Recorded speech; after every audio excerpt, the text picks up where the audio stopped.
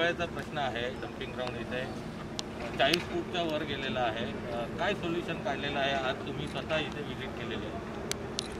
इथे हा जे ट्रान्सफर स्टेशन आहे, तर दुर्दैवाने आपल्याकडे जे गावाबाहेर डम्पिंग किंवा प्रोसेसिंगची फॅसिलिटी आहे ती बंद असल्यामुळे इथे हळूहळू इथे एवढा मोठा कचऱ्याचा ढीग लागला आहे. माननीय डेप्युटी CM साहेबांचा स्पष्ट निर्देश आहे की याला जेवढा शक्य असेल तेवढा लवकर इथून काढायचा आहे. आपण आता दिवस रात्र इथून हा कचरा हलवण्याचा अभियान हाती घेतला आहे.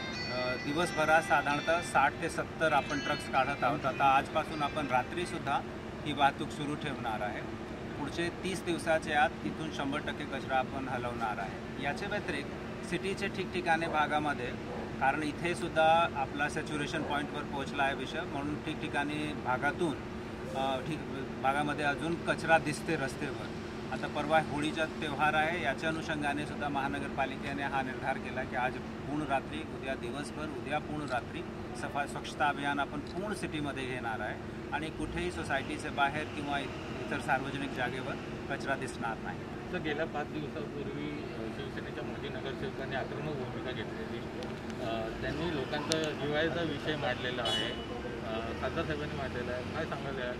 त्याच्या अनुषंगानेच मी आपल्याला माहिती ऑलरेडी सादर केला की आपल्याकडे जे प्रोसेसिंग फॅसिलिटी आहे आणि डम्पिंग फॅसिलिटी आहे ती पुरेशी उपलब्ध नसल्यामुळे आणि सिटीचे वेगवेगळे जे प्रभाग आहेत तिथे डिसेंट्रलाइज पद्धतीने, विकेंद्रित पद्धतीने आपल्याकडे ट्रान्सफर स्टेशन उपलब्ध नसल्यामुळे पूर्ण सिटीचा कचरा इथे येतो.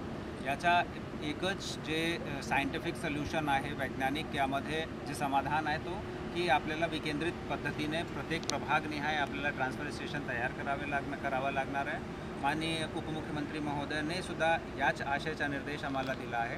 टाउन प्लॅनिंग डिपार्टमेंटमार्फत आम्ही योग्य जागाची निवडसुद्धा यामध्ये केली आहे. आता लवकरात लवकर ती जागा जे आपण आयडेंटिफाय केली आहे तिथे आवश्यक तयारी करून आपण डिसेंट्रलाइज पद्धतीने ट्रान्सफर स्टेशन सुरू करू. सर, राज्य शासनाच्या वतीने कचरा डम्पिंग करण्यासाठी एक जागा निश्चित करण्यात आली.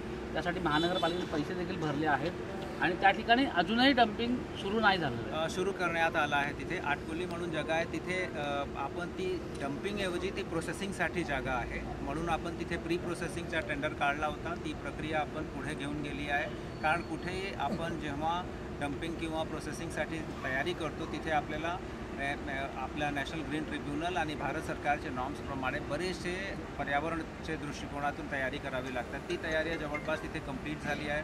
त्यामध्ये सुद्धा धूर फवारणी, दुर्गंधनाशक उपकरण तिथे बसवणे, खाली मल्चिंग पेपर लावणे जेणेकरून लिचट जे आहे पाण्याच्या स्रोतमध्ये मिश्रित होणार नाही, ही सगळी व्यवस्था आपण उभी केली आहे.